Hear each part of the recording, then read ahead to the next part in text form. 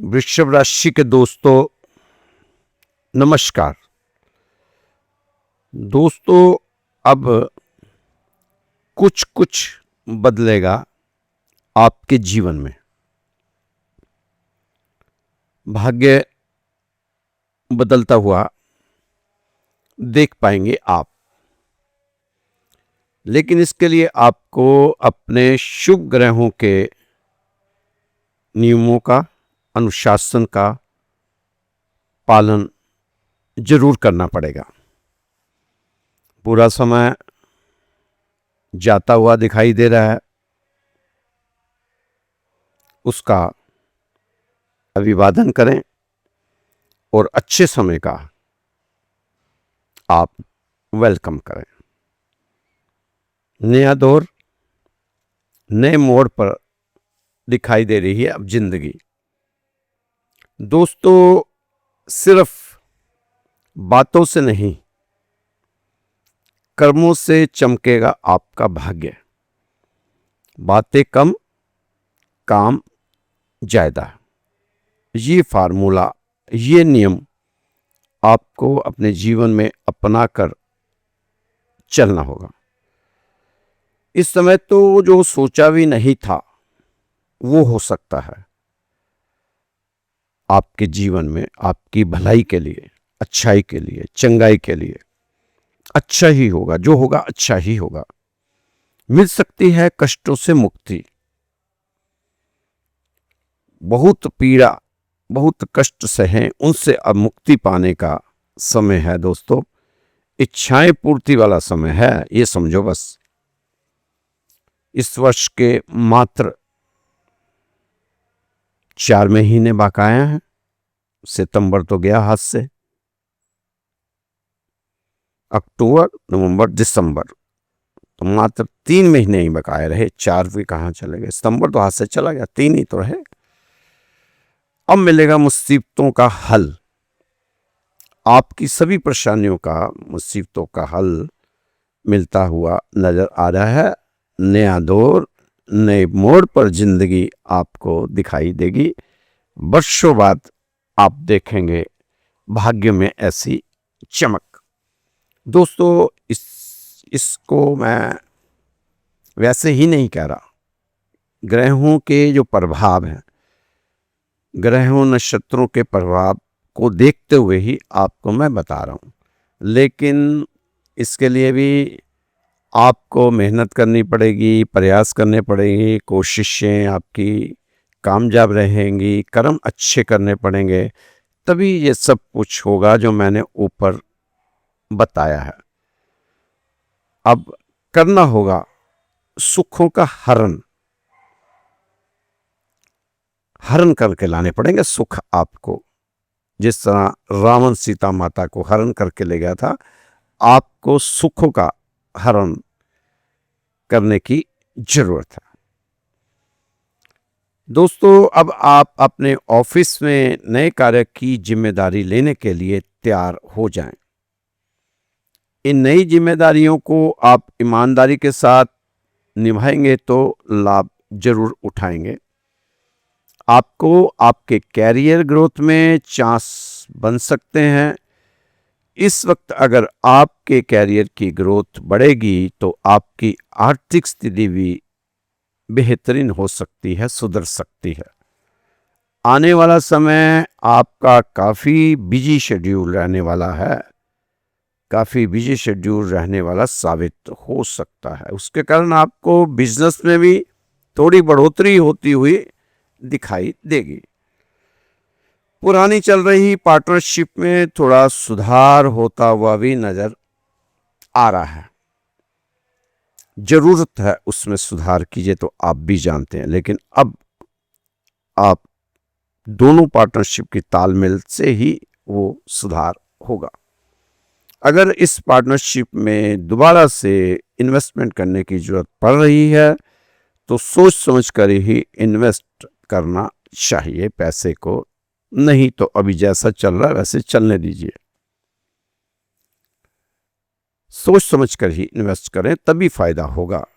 अब आप जीवन में जो भी काम करें वह काम बहुत ही बुद्धि विवेक के साथ, सोच विचार के साथ और सभी पहलुओं को भांपते हुए ही करें। किसी भी काम को उतावलापन, जल्दबाजी, ये आपके लिए ठीक नहीं है। बहुत ही सहज, धैर्य, संयम के साथ काम करें, शांत मन चित्त से काम करें तो अच्छा रहेगा। इस समय आपका मनोबल ऊंचा बनाए रखने की जरूरत है। आपको अपना ही मनोबल ऊंचा बनाए रखने की आपको ही जरूरत है। आप ही अपना मनोबल ऊंचा कर पाएंगे। कठिन से कठिन काम को भी आप बहुत ईमानदारी और बहुत लगनशीलता से दृढ़ संकल्प लेकर पूरा करने की कोशिश करें, जिससे कि आपको उस कार्य के रिजल्ट पॉजिटिव देखने को मिले। दोस्तों, आप हमेशा की तरह अब भी अपने बिजनेस के कामों को सीक्रेट रखें। गोपनीयता बहुत जरूरी है आपके व्यापारिक कामों के लिए। तो आपके लिए ज़्यादा सुकून भरा रहेगा अगर अपनी चीज़ों को आप गुप्त रखेंगे तो। वृषभ राशि के दोस्तों, जब तक आपका कोई काम पूरी तरह नहीं बन जाता तब तक आप उस काम का प्रचार प्रसार ना ही करें तो ठीक है, वो आपके लिए उचित रहेगा। ढिंढोरा मत पीटा करें। अपने कामों को पूरा होने से पहले ही आप ढिंढोरा पीटना शुरू कर देते हैं। ऐसा करने से आपके सभी काम सुचारू रूप से बनते चले जाएंगे। अगर आप ढिंढोरा नहीं पीटेंगे तो ढिंढोरा पीटेंगे तो आपके काम आखिरी मोमेंट पे रुक जाएंगे। तो दोस्तों, आपने सोचना है कैसे करना है। आपके सकारात्मक कामों का फल आपको बेहतरीन मिलेगा। दुविधाओं से बचने के लिए आपको सही समय पर सही फैसला लेना आपके हित कर रहने वाला है। इस समय आपको मेहनत करते हुए ही आगे बढ़ना चाहिए और आपके ऊपर जो कर्ज है उसका बोझा भी कुछ कम करना चाहिए। कर्ज मुक्त होने के प्रयास आपको जारी रखने चाहिए।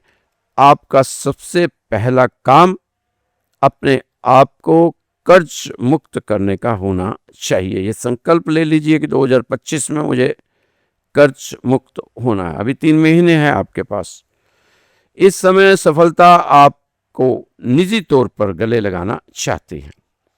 परेशानियां आपकी मेहनत और हिम्मत के आगे घुटने टेकती नजर आ रही है। दोस्तों, जीवन में कुछ फैसले लेने पड़ते हैं सख्त, वही फैसले फिर बदल देते हैं जीवन का रुख।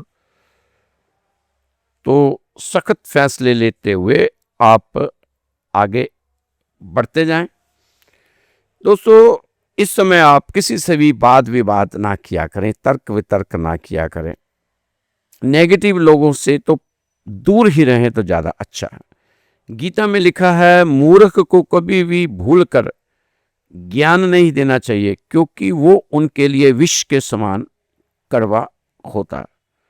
दोस्तों, जिंदगी के मसले जिंदगी भर खत्म नहीं होते। कल कुछ और थे, आज कुछ और हैं, कल कुछ और होंगे। इसलिए आप घबराओ नहीं, आप अपने कर्म करते हुए आगे बढ़ते जाओ। हमेशा याद रखो, ज़्यादा बोझ लेकर चलने वाले हमेशा डूब जाते हैं। फिर चाहे वो बोझ क्रोध का हो, बदले का हो या अभिमान का हो, हमें कोई भी तनाव और दबाव इस टाइम अपने पर लेकर नहीं आना। कर्म हमारे खुद के खराब होते हैं। भोले वाले लोग उपाय ज्योतिषों पंडितों से पूछते फिरते हैं। तो आपको उस समय कर्मों पर विश्वास देना चाहिए, ना कि अपने ग्रहों नक्षत्रों पर कि शनि बकरी हो गए हैं, अब मेरे लिए ये होगा, अब राहु ऐसे हो गया मेरे लिए ना।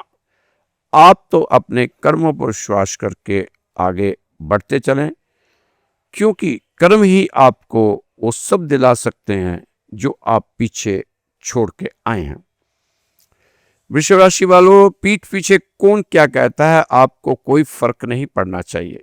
बस आपको यह सोचना है कि आपके सामने किसी का मुंह क्यों नहीं खुलता, इतना ही काफी है। ज्यादा टेंशन ना लिया करें, लोगों की परवाह ना किया करें। मन से उतरे हुए लोग सामने बैठ भी जाएं तो बिल्कुल नजर नहीं आते। तो ऐसे लोगों को अपने मन से उतार के परे फेंको। आप तो अपने काम पर विश्वास करते हुए आगे बढ़ो। अपने रिश्तों को संभालो। जो खास रिश्ते हैं उनमें कुछ दरार ना आने पाए, उनमें दूरियां ना बढ़ने पाए। दोस्तों, रिश्तों की माला जब टूट जाती है तो दोबारा जोड़ने से छोटी हो जाती है, क्योंकि उसमें कुछ जज्बातों के मोती कम हो जाते हैं। इसलिए इस समय अपने रिश्तों को संभाल के चलते,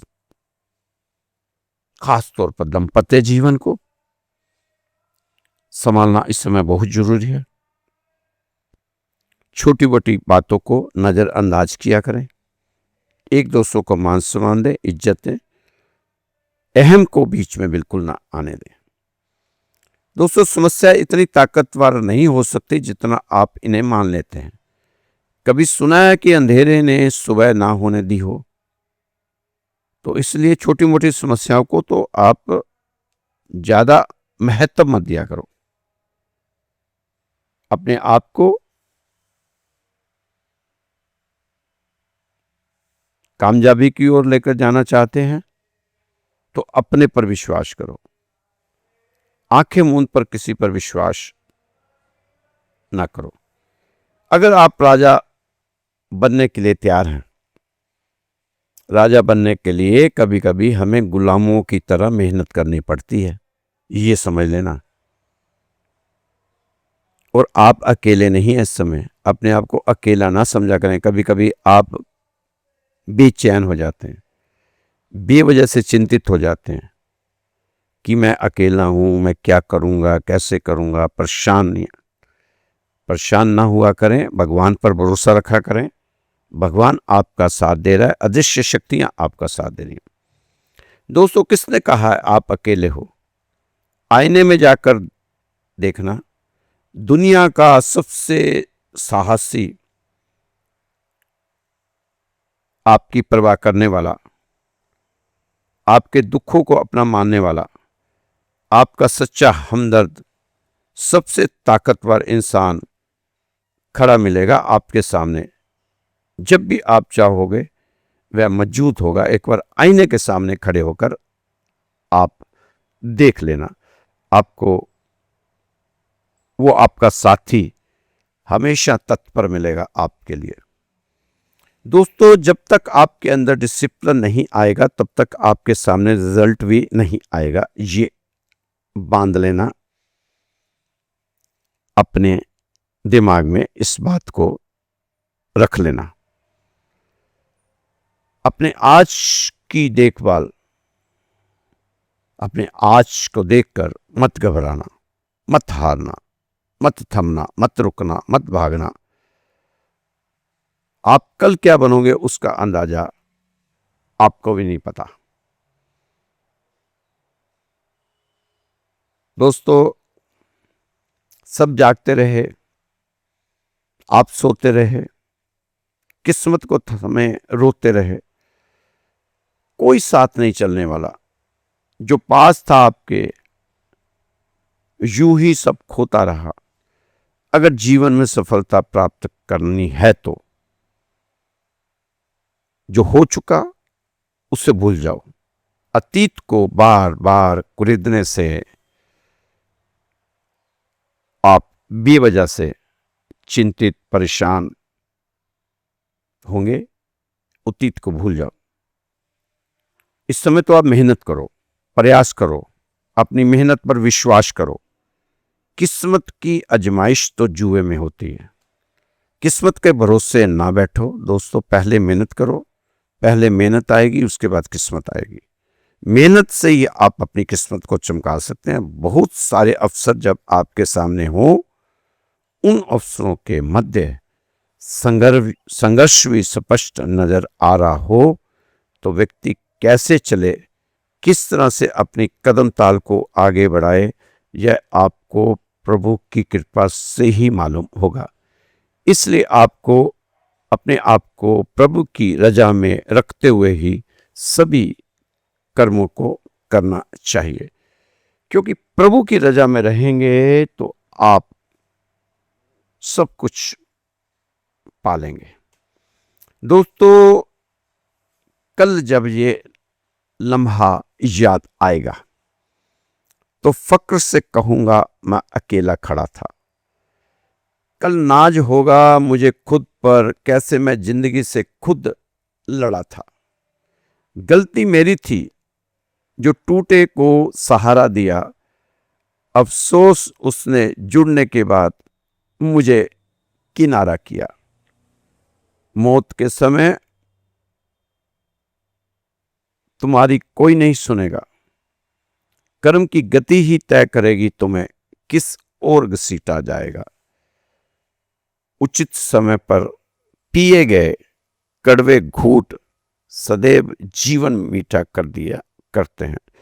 तो इसलिए अगर आपने किसी के लिए कुछ किया था लेकिन उसके बदले आपको वहां से वो रिजल्ट नहीं मिला जो आप चाहते थे, तो इस समय आप उसको कड़वा घूंट समझकर पी जाएं, क्योंकि उचित समय पर पिए गए कड़वे घूंट सदैव जीवन मीठा कर दिया करते हैं। दोस्तों, ऐसे लोगों से अब आपकी दूरियां हो ही जाएंगी, हो ही जाने वाली हैं, क्योंकि आपको समझ आ चुका अपना कौन पराया कौन। क्योंकि जिस व्यक्ति में अहम होता है वो अपने अहम से बढ़कर किसी को नहीं समझता। आपने किसी के लिए किया करके भूल जाओ और आगे की जिंदगी की तरफ बढ़ते चले जाओ। एक छोटा सा प्रसंग है, शायद उसमें से आपकी पीड़ा का भी कुछ इलाज हो जाए। अभिमानी व्यक्ति कुछ भी कर सकता है। इस धरती पर रावण से अभिमानी कोई नहीं था।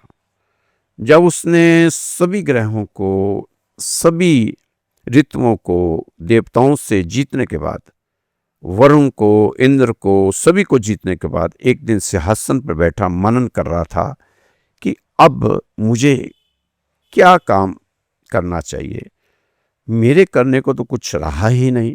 तो रावण के दिमाग में विचार आया कि इतनी शक्तियां, रिद्धियां, सिद्धियां मेरे पास हैं, लेकिन मेरे आराध्य कैलाश पर्वत पर बैठे हैं।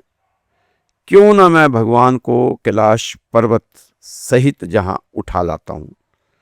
भगवान जहां आ गए तो तीनों लोग यहां आ जाएंगे, यहां मेरे पास आ जाएंगे तीनों लोग, सिर्फ मेरे बारे में ही फिर सोचेंगे। यह शर्त रख दूंगा। बस मन में विचार करता हुआ गया और अपनी इच्छा बताई कि मैं ऐसा चाहता हूं। भगवान शिव ने उसे भोलेनाथ ने सुना और अनसुना कर दिया। फिर रावण कई बार गया कैलाश पर्वत और अपनी इच्छाएं जताई, लेकिन भोलेनाथ हर बार टाल देते थे। एक दिन रावण लंका से तय करके ही चला कि आज भोलेनाथ माने तो माने, नहीं तो उठा लाऊंगा कैलाश पर्वत को। उसने भोलेनाथ जी से निवेदन किया कि चलो लंका चलते हैं। भोलेनाथ जी ने स्पष्ट मना कर दिया।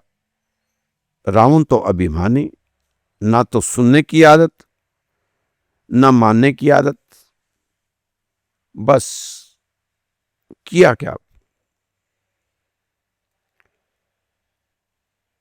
उठा लिया कैलाश पर्वत। भगवान शिव भक्ति में बैठे थे। वो समझ गए कि चेला आ गया है, मांगने से ही नहीं मिला तो छीनने पर आ गया है, क्योंकि हर गुरु को अपने चेले की आदतों का ज्ञान होता ही है। फिर भोलेनाथ तो सब जानते ही हैं। कैलाश पर्वत को उठाना शुरू किया। आहिस्ता आहिस्ता कैलाश पर्वत उठने लगा। थोड़ा सा जोर लगाया तो चारों ओर शोर मच गया, हलचल बढ़ गई। सभी कुछ हिलने जुलने लगा। जैसे कभी भूचाल आता है तो सभी जीव जंतु भयभीत हो उठते हैं। रावण ने अपनी पूरी ताकत लगा दी। कैलाश पर्वत उसके घुटनों तक उठ गया। भगवान शिव ने सोचा, यह नादान मानेगा नहीं, इसे गुरु की ताकत का छोटा सा सैंपल दिखा ही देता हूं कि शक्ति और बल का ज्ञान सिखाकर ही भेजता हूं आज इसे लंका में। तो भगवान ने अपना बायां पांव नीचे किया और अपने अंगूठे से कैलाश को थोड़ा सा दबा दिया। अब भगवान की इच्छा बल के आगे किसी का बल टिक सकता है क्या? अब रावण से कैलाश पर्वत टस से मस नहीं हो रहा था। अब वजन सहा नहीं जा रहा था, तो कैलाश नीचे रखना पड़ा। तो रावण का हाथ उस पर्वत के नीचे आ गया। रावण ने पूरी शक्ति लगा दी, लेकिन कैलाश हिलकर राजी नहीं। अब आया रावण कैलाश के नीचे। अब लगा प्रार्थना करने। अब उस बलशाली का अभिमान घुटनों पर आ चुका था। दोस्तों, हम अक्सर अभिमान में अपना पुरुषार्थ फंसा लेते हैं प्रार्थना की जगह। अब रावण ने प्रार्थना की। भगवान को समझ आ गया कि अब इसका अहंकार टूट चुका है, इसे अकल आ गई है। तो तब कैलाश के नीचे से उसका हाथ निकला। तो दोस्तों, हमें भी ऐसे अभिमानी लोगों से दूरियां बनाने की जरूरत है। जो लोग ऐसे हमारे मित्र हैं, आसपास रहते हैं, जो मौका मिलने पर हमें ही नीचा दिखाने के चक्कर में रहें, तो जरूर ऐसे लोगों से आप अपनी दूरियां बना लें। क्योंकि आप जानते हैं, वृषभ राशि वाले, आपको ऐसे बहुत से लोग मिलते हैं, इसलिए आपको बता रहा हूं। दोस्तों, भीड़ के पास झूठ होता है, क्योंकि भीड़ को सत्य से कुछ लेना देना नहीं। संतावना चाहिए, क्योंकि संतावना हमेशा झूठ से मिलती है। सत्य से तो सब संतावनाएं टूट जाती हैं। सत्य तो आता है तो तलवार की धार की तरह काट जाता है। सत्य तो मिटा देता है, और जब मिट जाते हैं, जो शेष रह जाता है वही परमात्मा है। अहंकार जहां नहीं है, वही परमात्मा का अनुभव है। तो इस समय परमात्मा को मानते हुए ही आगे बढ़ें। अपने मन को कंट्रोल कर चलें, क्योंकि मन का कंट्रोल होना बहुत जरूरी है। दोस्तों, इतने बलवान हाथी को, शेर को बस में किया जा सकता है, तो ये छोटा सा मन हमारे बस में, काबू में क्यों नहीं आता? मन को हम जैसे हुक्म दें, वो ऐसे ही काम करे। ये मन भी जंगली है। मेहनत और समझदारी के साथ ही इसे बस कर सकते हैं। इसको बस में करके रखें। मन जीता तो जग जीता। दोस्तों, अगर परमात्मा आपको कष्ट के पास ले आया है, तो अवश्य ही वो आपको कष्ट के पार भी ले जाएगा। जैसे नदी के पार जाने के लिए पहले नदी के पास आना पड़ता है। तो चिंता ना करें, ये छोटे मोटे कष्ट आपको पता भी नहीं चलेंगे। इस समय कोई नया झंझट ना खड़ा करें, कोई नया विवाद ना खड़ा करें। पुरानी झंझटें अभी खत्म ही नहीं होती कि नए झंझटों के बीच आप बो देते हो कि कहीं झंझटें पुरानी खत्म हो जाए तो क्या करेंगे। उससे पहले नए बीज आप लगा देते हैं। जो भीतर की शून्यता को जानता है वही सुखी है, बाकी तो दुख ही दुख है। जो इस शून्य होने को राजी है वही पूर्ण है। तो दोस्तों, अपने आप को शांत चित्त रखें, झंझटों से दूर रखें। अब उलझने का नहीं, सुलझने का समय है। सुलझे और आगे बढ़ें। अपने आप पर भरोसा रखें। आपका किस्सा एक दिन जरूर कहानी बनेगा। अपने आप पर भरोसा रखें। दोस्तों, नीचे गिरना एक्सीडेंट होता है, लेकिन नीचे पड़े रहना यह आपकी अपनी चॉइस होता है। ईश्वर कहते हैं, किसी को तकलीफ देकर मुझसे अपनी खुशी की दुआ मत करना,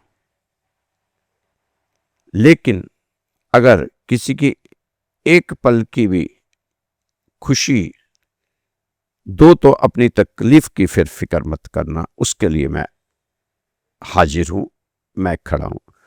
इसलिए ऐसा कोई काम ना करें जिससे किसी को कष्ट हो। आप तो अध्यात्म की तरफ जुड़ें, क्योंकि जो व्यक्ति अध्यात्म से जुड़ जाता है फिर वो किसी को कभी भी दुख नहीं दे पाता। भगवान कहते हैं, हे मानव, किसी ने वर्तमान को देखकर उसके भविष्य का मजाक मत उड़ाओ। हे मानव, किसी के वर्तमान को देखकर उसके भविष्य का मजाक मत उड़ाओ। समय में इतनी शक्ति है, वह कोयले को भी धीरे धीरे हीरे में बदल देता है। तो आप चिंता ना करें, भगवान आपको तराश रहा है। तराशता तराशता आपको हीरा बन ही जाना है। प्रभु की कृपा से बस आप सही दिशा पकड़े हैं, इसी दिशा को पकड़ते हुए आगे बढ़ते जाएं तो आपका कल्याण तय है। दोस्तों, ये राशिफल आपको श्री राधेश्याम मंदिर की तरफ से दिखाया जाता है, बताया जाता है, तो रोज आना ही कोशिश रहती है। हमारे मंदिर में इस समय 7 सितंबर से 21 सितंबर तक पितरों के पूजा पाठ का कार्यक्रम चल रहा है। हर साल ही होता है। ये 16 दिन हम पितरों के नाम रखते हैं मंदिर में। 16 दिन पितरों के नाम। इसमें पितृ तर्पण, पितृ शांति पाठ, गीता का 7वां अध्याय सारा दिन चलता है, सुबह 5 बजे से लेकर रात को 9 बजे तक।